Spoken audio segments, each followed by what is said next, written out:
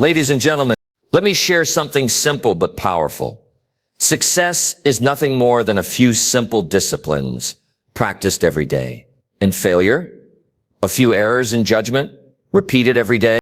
You see, life operates on laws of sowing and reaping. You don't reap what you want. You reap what you plant. And in between, you reap how you habitually act. Let's talk about habits, the ones that build fortunes and the ones that keep people broke. In money, mindset, and meaning.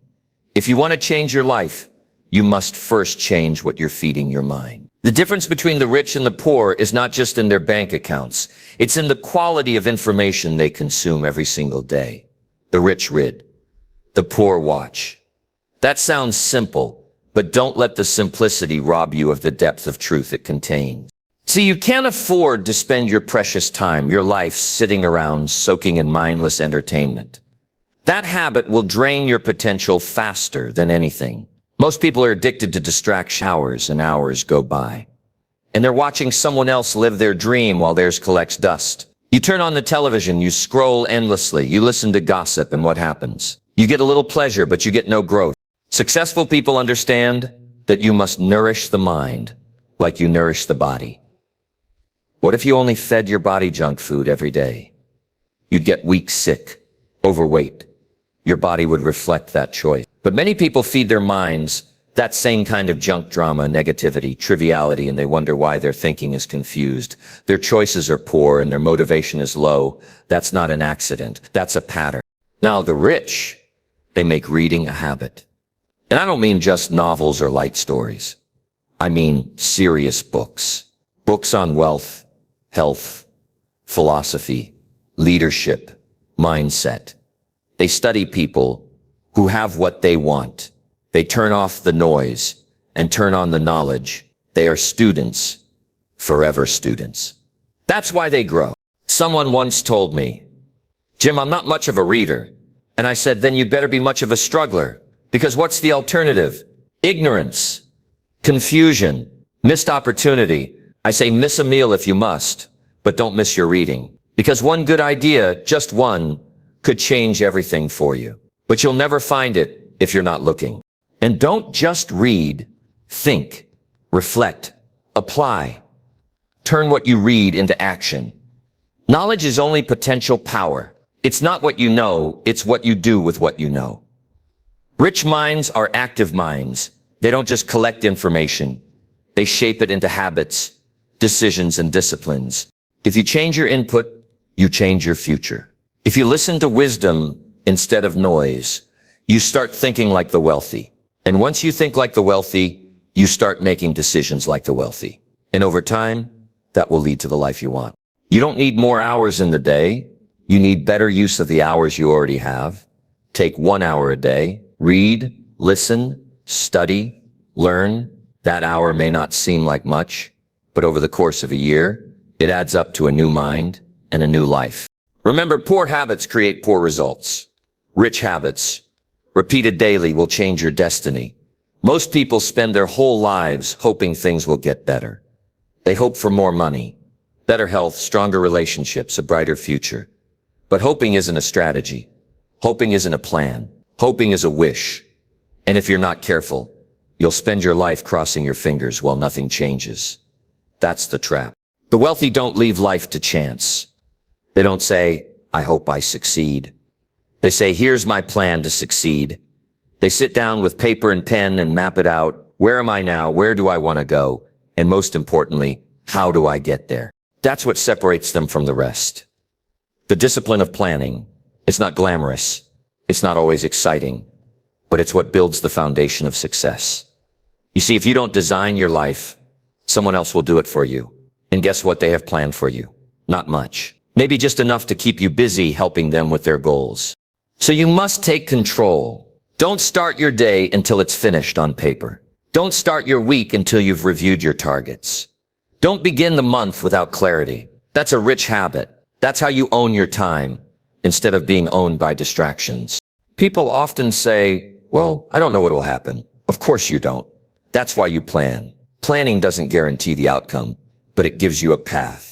And paths beat wandering every time. When you plan, You align your energy, your resources, and your attention toward what matters most.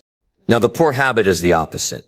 No schedule, no goals, no structure, just reacting to life as it comes. And if you live that way, you become a creature of the moment. You'll be busy, yes, but busy doing what? Most of it won't move you an inch closer to your dreams. Let me tell you something I learned early on. It's better to be busy on purpose than exhausted by accident. And the only way to live on purpose is to plan. Set goals, break them down, create timelines, track your habits, measure your results. That's what turns good intentions into real progress. The people who succeed are not necessarily the smartest or the luckiest. They're the most intentional. They sit down regularly and ask, what do I want? Why do I want it? What will I do to get there? And then they go do it, day by day, step by step. The poor habit is hoping that something outside of you will change everything. The rich habit is deciding that you will change everything. And remember, don't be casual with your life. Casualness leads to casualties. If you want to live well, plan well. If you want to win, you need a strategy. Without one, you're gambling. With one, you're growing. So don't wish for a better future. Work for it by designing it. One of the great differences between those who build wealth and those who stay broke is how they treat their money, and more importantly, how they treat the habit of money. It's not about how much you earn. It's about what you do with what you earn. You can earn a fortune and still end up broke if your habits are poor. You can earn a modest income and become wealthy over time if your habits are right. It's not the amount, it's the attitude. It's not the income, it's the discipline. Here's what I've learned. Wealthy people invest first, spend later. Poor people spend first, and if anything is left, maybe they invest. That's the trap. They say, well, once I earn more, I'll start saving. I'll start investing. But earning more doesn't change your habits. It only magnifies them. If you can't manage $100, you won't manage 1,000. If you can't manage 1,000, you won't manage 10,000. Discipline is not a result of wealth. It's the seed of it. You have to decide early on that part of every dollar you earn is not yours to spend. You must protect your future with that decision. Most people don't get that. They live for the weekend, the next outing, the next gadget. Their money disappears faster than they earn it. That's called lifestyle inflation. And it's dangerous. They're rich for a moment and broke by Monday. Those with rich habits understand that investing isn't just about money, it's about mindset. They invest time into learning. They invest energy into improving. They invest money into assets. Things that grow, things that multiply. Poor habits spend money on liabilities. Things that lose value the moment you buy them. Things that provide short-term pleasure, but no long-term reward. Let me give you something simple to live by. The rich think in decades, the poor think in paychecks. One group is building something. The other is surviving something. One is planting seeds. The other is eating all the fruit. And if you eat all the fruit, there's nothing left to grow. Now, it doesn't take a fortune to start a fortune. Start small. If all you can set aside is 10%, do it. Do it with discipline. Do it every time. It's not about the number, it's about the habit. And over time, that small habit becomes your new identity. You go from spender to saver, from consumer to investor, from broke to builder. That's how it works. Wealth is not a mystery. It's a series of simple, wise choices, repeated consistently. Spend less than you earn, invest the difference, reinvest the returns, and don't stop. Poor habits ask, what can I buy now? Rich habits ask, what can I build for later? One creates a life of regret. The other builds a legacy. Choose wisely. Your future depends on it. One of the greatest turning points in your life is when you take full responsibility for everything. Your results, your effort, your habits, and your outcomes. You see, successful people don't blame the economy, the government, their parents, their past, or their circumstances. They look in the mirror. They say, if it's going to change, it's up to me. That's the mindset that separates the successful from the unsuccessful. Taking responsibility doesn't mean everything is your fault. It means everything is your opportunity. You may not have chosen your starting point, but you choose your next step. You may not control the weather, but you control whether you carry an umbrella. And that simple shift from blame to ownership can transform your entire life. Now, poor habits always come with excuses. I didn't have time. It's not fair. They didn't help me. It's just how I am. That list can go on forever. But here's the problem with blame. It might feel good for a moment, but it leaves you powerless. And when you give up responsibility, you also give up control. You're left waiting and wishing instead of acting and changing. I remember someone once told me, "But Jim, you don't understand. I had a rough childhood." I said, "I believe you. But what's your plan now?" See, understanding your past is useful. Staying trapped in it is not. The day you stop blaming is the day you start building. When you take ownership, you take the steering wheel of your life. You no longer say, "I have to." You say, "I choose to." You stop being a victim of circumstance and become the author of your story.